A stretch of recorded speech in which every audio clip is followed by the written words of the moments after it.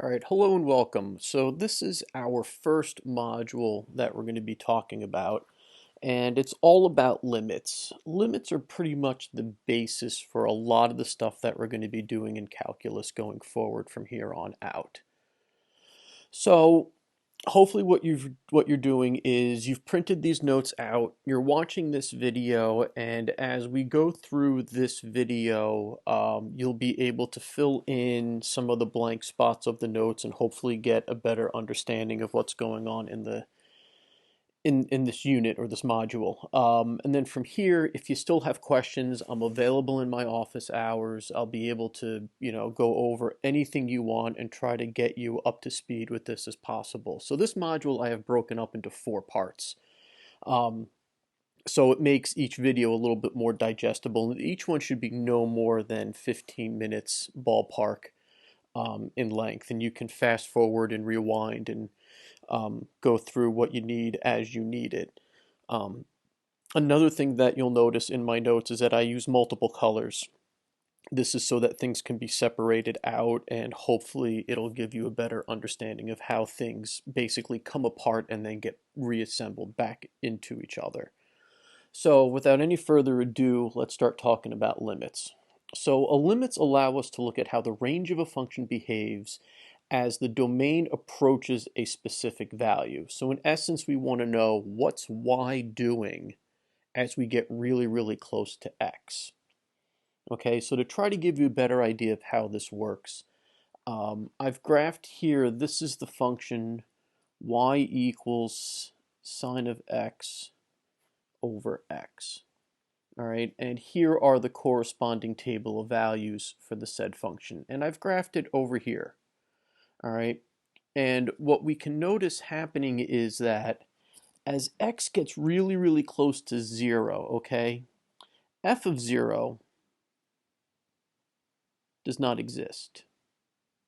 All right, because if you do sine of 0 over 0, you end up with 0 over 0, which is undefined. That's why we're getting this error message over here. But if you look at what's happening as x gets to 0 from the left and as x goes from 0 to the right, our y values, 0.98, 0.99, 0.998, they're getting closer and closer to 1.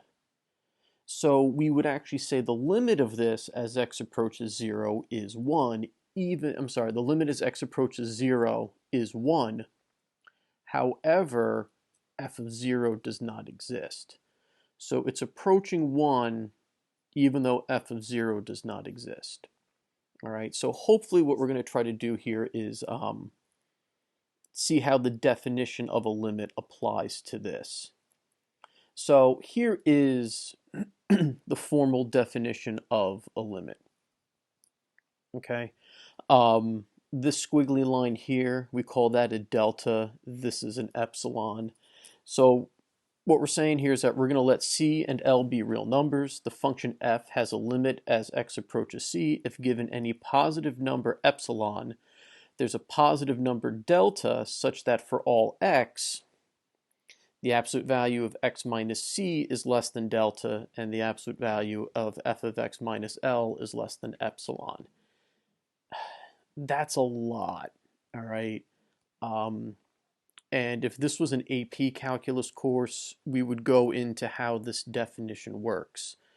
This is not an AP calculus course, and the college, doesn't require us to go into this because they offer a separate course that actually discusses this definition. It's a real analysis course. So this actual definition is something that you don't need to necessarily, worry yourselves about. However, this notation here, this is important, okay, to say that the limit as x approaches c of f of x equals L. I'll say that again. The limit as x approaches c of f of x equals L, whatever the limit is. Okay, and that's what I said right here. So from the example that we just did earlier up here, all right, the limit as x approaches 0 of sine of x over x equals 1, because the graph, as you look at it from this side and this side, is approaching 1. We're getting really, really close. All right, so informally, the limit says that the value of y, the limit says what is the value of y as we get infinitely close to x. And the terminology as we approach is the idea of a limit. Right? We're not concerned with what's happening at x, but what's happening as we approach x. What's happening to y as you get very, very close to x. I guess you could almost say it's like horseshoes and hand grenades. You don't have to be exactly there, just so long as you're getting really, really close to it. So I have another little example down here just to go through this one more time. So we're going to solve for the limit as x approaches 0 of 1 minus cosine x all over x. And we're going to do this using the table function in our calculator. All right. So if you were to go through the process of actually graphing this, all right, you'll end up with x-axis, y-axes are drawn. And we have a graph that does a little something like this. All right, kind of goes back and forth like that. All right, and what's happening here is that if you were to do 1 minus the cosine of 0 over 0, well, the cosine of 0 is 1. 0 is 0. So again, we end up with 0 over 0. All right.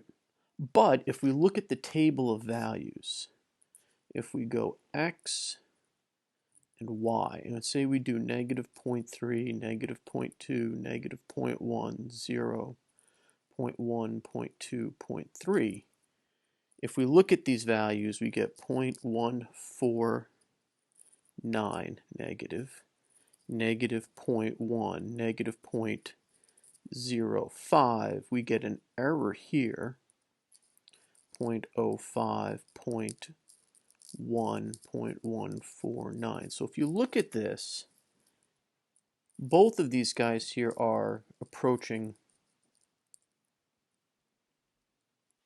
0. So we can basically say the limit as x approaches 0 of 1 minus cosine x over x equals 0. All right. So this is basically the gist of what a limit is. Not the gist, it is what a limit is. And here, if you look at the graph, you're basically getting closer and closer. As x gets closer to 0, your y values get closer to 0. Up here, as your x values get closer to 0, your y values are getting closer to 1. Okay? So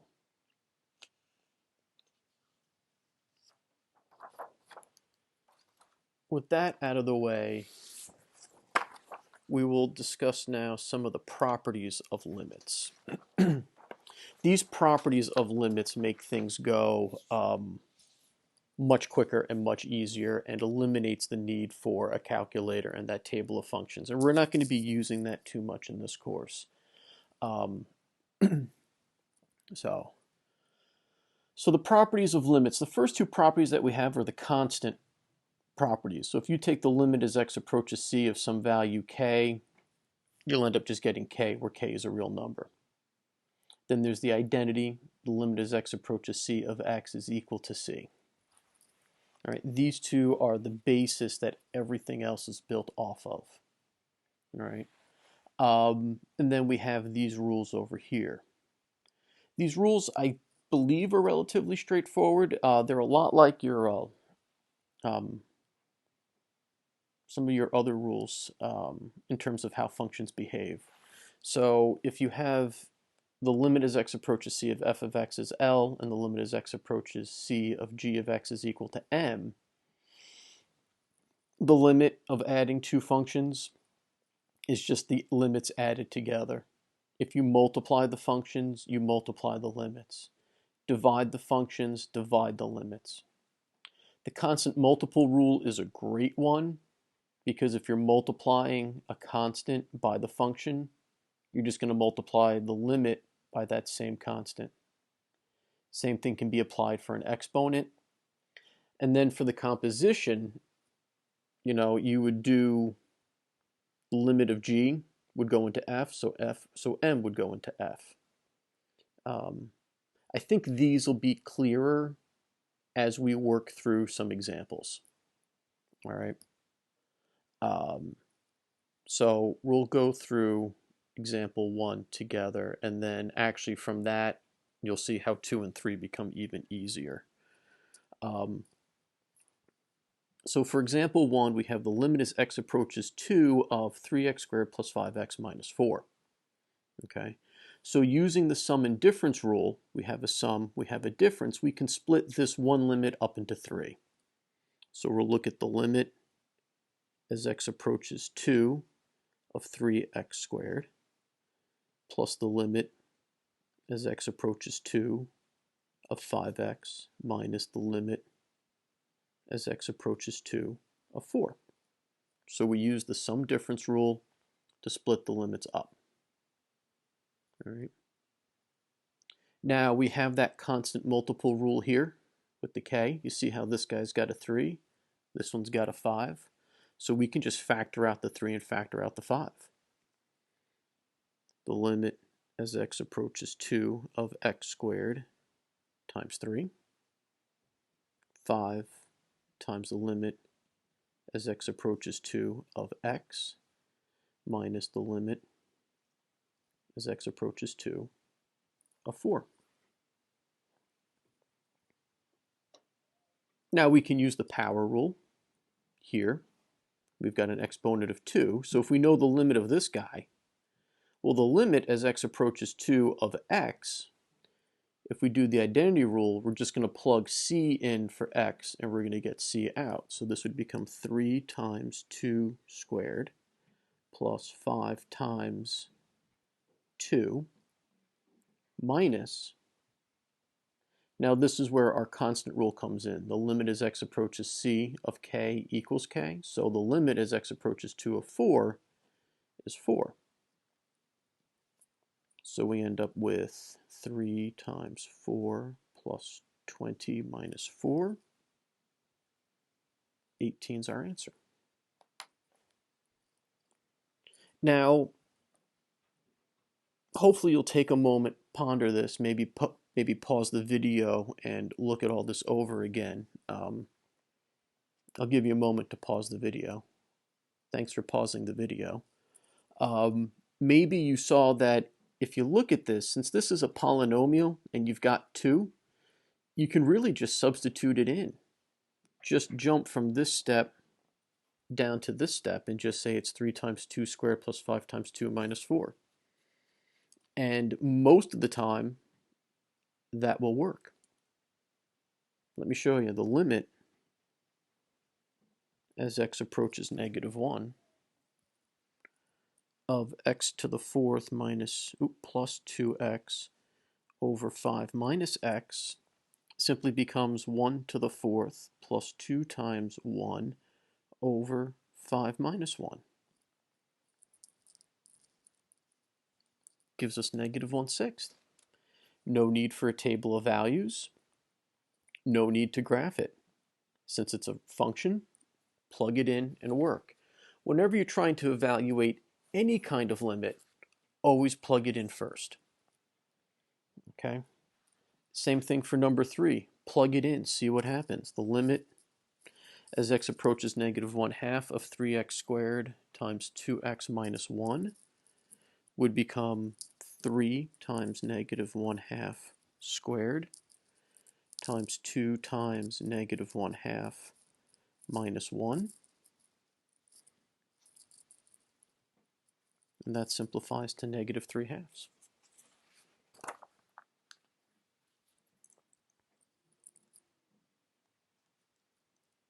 There you go.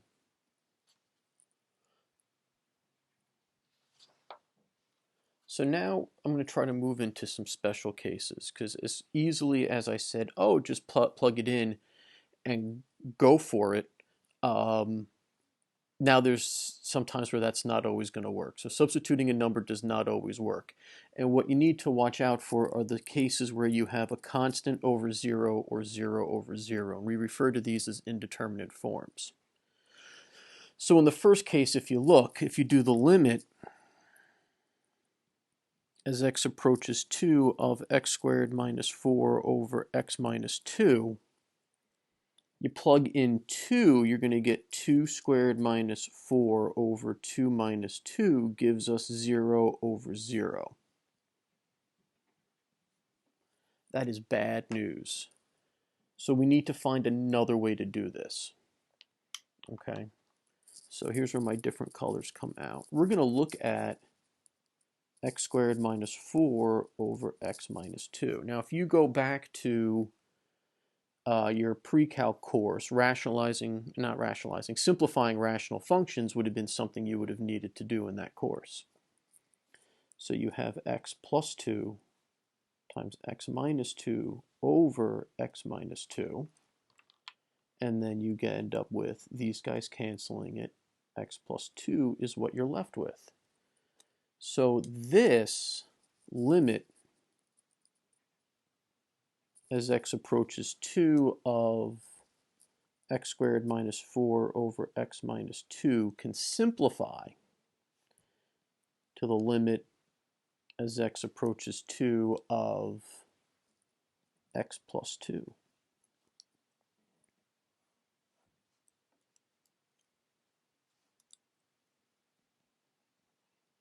And you get 4 for an answer.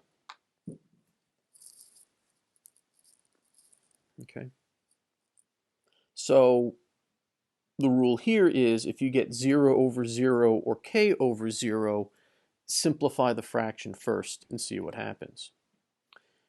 For number 2, you have the limit as x approaches 0 of this thing here. Once you plug 0 into the denominator here, you're going to get something over 0.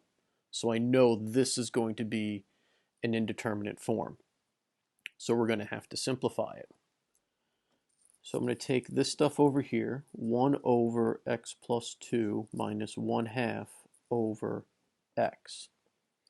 In order to simplify this, I'm going to multiply through by the least common denominator. 2 and x plus 2, 2, x plus 2, 2, x plus 2. Those cancel, those cancel. You're left with 2 minus x plus 2 over 2x times x plus 2, negative x over 2x, x plus 2, because our 2's cancel. So we're left with the limit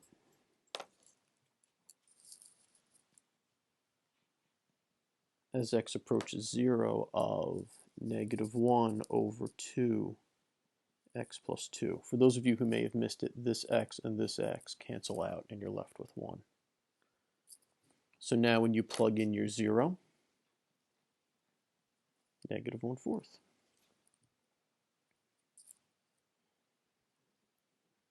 So now if we move on to example 3, if you plug in 0, you're going to get 0 in the denominator, so this is an indeterminate form. That's not going to work for us. So try to simplify this, try to rationalize it. None of that's really going to work. If you look at the graph of this, all right, the graph